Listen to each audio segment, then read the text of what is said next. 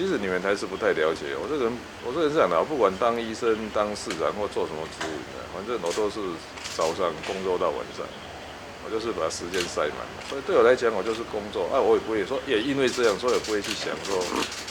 我要做什么做什么。因为就算做台北市长，要做事情都做不完的，所以我没有说一定要这样。所以我也是那个老子的那句话的，就是什么为而不那叫什么生而不恃嘛，为而不有，攻而不居嘛。不一定要自己去做，我是没有一定的想法的。只是说这还是有时候会抱怨一下，台湾今天怎么会走到今天这个局面？曾经小英是有机会会把它弄好的，怎么会搞到这种局面呢？所以我倒觉得这样呢，这个缓刑归缓刑的，想一阵子，我们再看看。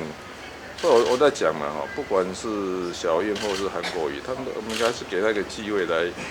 让他们说明一下，他们有没有办法让我们相信说，台湾会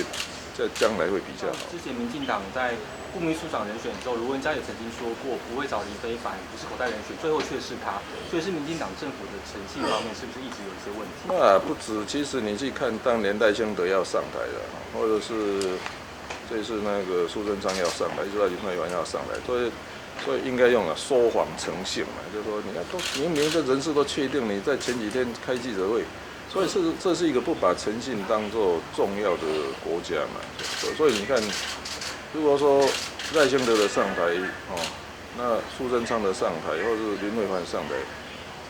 我就用4个字来形容：说谎成性。那为什么说谎成性？因为人民对这种政府说谎也不会很在意嘛，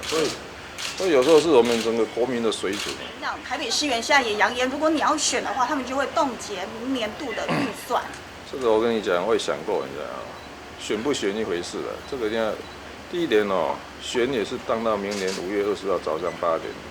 然后3个月内才要补选。所以就算要怎样，要换市长，就算我自己选上了要换市长，也是明年8月20号以后。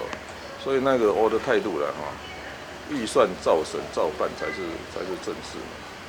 来讲，你知道，2015年我当台北市长，那一条预算是我审的，我是2014 12月25号上台嘛，2015年的预算全部都郝龙斌政府编的，他们还不是这样执行，所以其实这个都不是理由了，我跟你讲，所以就是这样嘛，就你要政党操作，什么理由一大堆。